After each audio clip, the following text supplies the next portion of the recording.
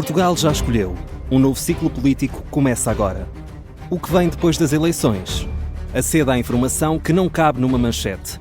Assine hoje, com até 55% de desconto, e habilite-se a ganhar um dos 10 cartões oferta FNAC que temos para oferecer. Tudo em observador.pt.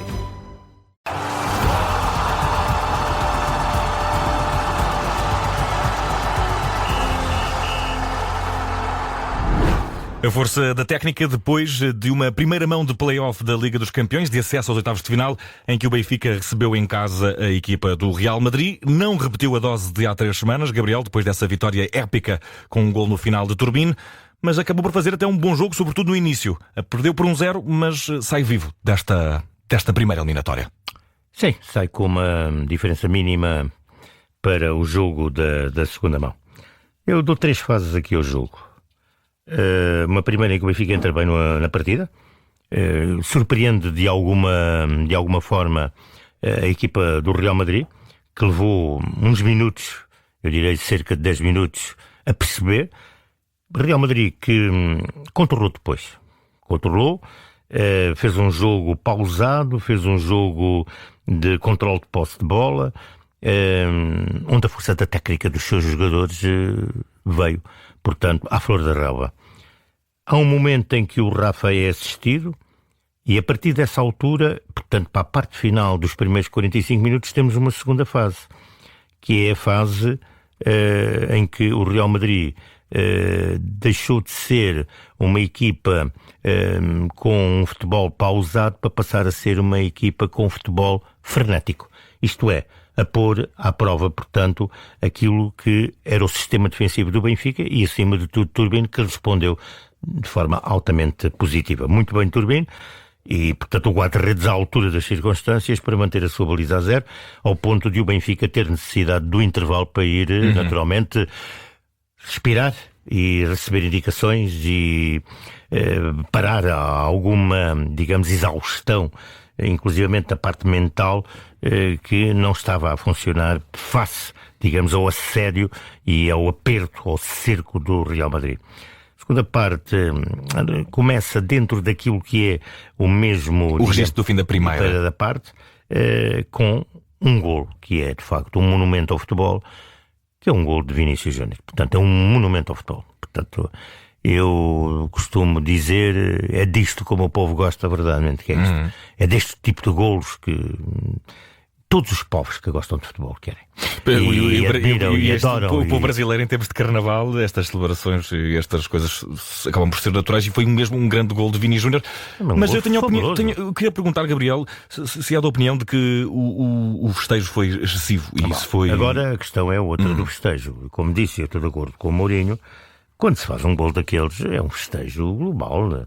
Não vamos para uma linha, estando no estádio adversário, fazer o que o Vinícius fez. E, portanto, se o Vinícius tem 20 ou distinção por aquilo que... o golo que marcou, que é fabuloso, depois tem nota, portanto, má, portanto, por aquilo que faz a seguir.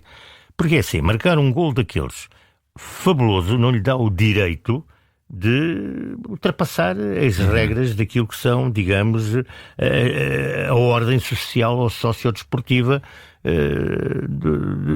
dos atletas e dos profissionais de futebol. Depois há a questão, e a verdade é esta, se houve ou não de Prestiani uma situação em que andou pelo racismo. Eu estou a dizer andou porque não estou lá. Sim, não vamos ter de dizer todos alegadamente até ao final. E será provavelmente a palavra de um contra o outro. Exatamente. E disso, naturalmente, o Pedro Henrique, obviamente, dará, portanto, a sua explicação concreta, esmiuçada, em sede própria.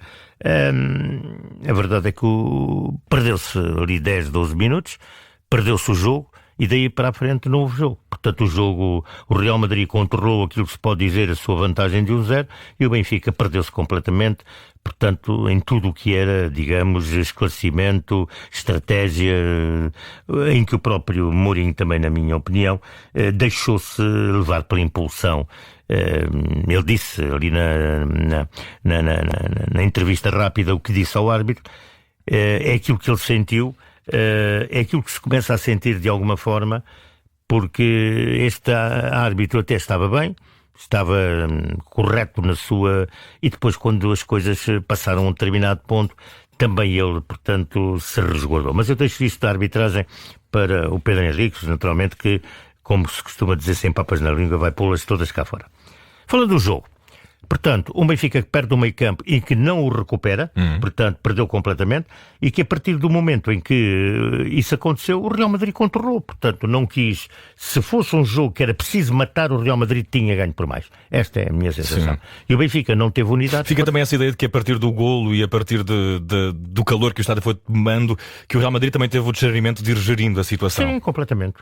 Portanto, vence bem, é melhor, tem um resultado justo, e o Benfica tem uma atitude em campo que poderemos dizer de brio, de profissional, de intensidade até onde pôde, com os jogadores de que dispõe, só que até com uma equipa focando esta vertente, mas a verdade é que com as unidades, com a técnica que a equipa, os tecnicistas que a equipa do Real Madrid tem, obviamente que acabou por ser a equipa melhor e naturalmente nada a dizer, e pronto, isso, a verdade é esta: o Benfica não faz um remate à baliza na segunda parte. Esta é que é em contraste com aqueles primeiros 10 minutos iniciais que até faziam parecer que íamos ter um Benfica de monta semelhante àquela que há 3 semanas venceu por 4-2, que recordo que foi um Benfica até bastante dominante. Se entra um golo, mudava a tónica da coisa. Mas eu sei. E o se é que diz não entrou. Portanto, isso é que é o facto. E o Real Madrid acertou as marcações, vamos falar assim rápido, básico, e pôs o seu jogo em plano. E a partir daí foi controlando. E como disse, quando há a paragem de 2-3 minutos para assistir o Rafa, é um Real Madrid que sai dessa paragem de assistência ao jogador português, com uma dimensão completamente diferente. Portanto, a bola passou a ser em passe intenso, passe rápido, desmarcação rápida, com e sem bola. Portanto, jogadores a aparecer e a criarem outro tipo de vertente à defesa do Benfica, com Turbino nessa altura, portanto, em grande plano. Não esquecendo que a Orsnes, obviamente, deu a primeira grande defesa do desafio a Courtois. Esta é que é a verdade. Orsnes, ao sair, obviamente que o Benfica, mas o Orsnes vinha de uma lesão, e Orsnes ao sair, o Benfica caiu no meio campo também, porque é de facto um jogador de grande expressão. É o coordenador. E é líder, não fala muito, não esbraceja, se calhar fala pouco e não fala alto, ou melhor, fala com os pés. Exatamente, não, e fala também, e os jogadores respeitam aquilo que ele possa, portanto, dizer e dar como indicação, portanto, para as nuances do jogo. E era assim com Roger Schmidt, foi assim com Lage, e continua a ser assim com... provavelmente todos os treinadores dirão que é aquele jogador que todos os treinadores gostam de ter. É um jogador chato, que é importante. Tivemos titularidade para Rafa, que poderá não ter cumprido. Mas muito bem de Tchouaméni. Tchouaméni tinha, portanto, as ordens dadas pelo seu treinador de não dar um espaço a Rafa. E Rafa não se conseguiu libertar desse. Portanto, Rafa, na minha opinião, esteve tempo a mais no jogo. E temos, de outro lado, talvez uma nota muitíssimo positiva para Tomás Araújo, que hoje, entre ações defensivas e rigor posicional... Sim, muito bem Tomás Araújo a jogar. É um excelente defesa. Não tem nada a ver com António Silva. Tomás Araújo é um jogador que sabe ocupar os espaços, sabe o que está. Portanto, tem aquilo que se chama qualidade tática, qualidade técnica, portanto, tempo de entrar, rapidez de execução, rapidez de posição, de reposição. E estando ao lado de um grande senhor, portanto, que é Otamendi, portanto, a dupla de centrais do Benfica em grande altura, portanto, naquilo que não é por aí que se pode dizer que o Benfica teve. Antes, pelo contrário, o Benfica travou o Real Madrid com 2 grandes centrais. E alguém vai merecer o epíteto força da técnica hoje, Gabriel? Completamente, tem que dar ao Vinícius, porque aquele golo é, de facto, é força da técnica com distinção. Mas eu dou-lhe a distinção nessa força da técnica, mas depois dou-lhe, eu quase diria, castigo por todo o comportamento que ele teve a seguir. Quem faz um gol daqueles não pode ter a atitude que teve a seguir. E também tem que dar, portanto, um mau para o futebol, não é bom para aquilo que é, portanto, negócio futebol. Isto hoje é muito negócio, mas não pode ser manchado este negócio, nem a satisfação do jogo, a emoção, a paixão, por situações sociais que não têm cabimento em nenhuma vertente da vida, nem aqui. Portanto, questões de racismo, nunca, ponto, nunca, ponto, nunca jamais. Gabriel Alves, a força da técnica, Real Madrid, vitória dos merengues em casa do Benfica por 1-0. Vamos ter segunda mão no dia 25 de fevereiro. Gabriel Alves, um grande abraço. Um abraço para todos os observadores.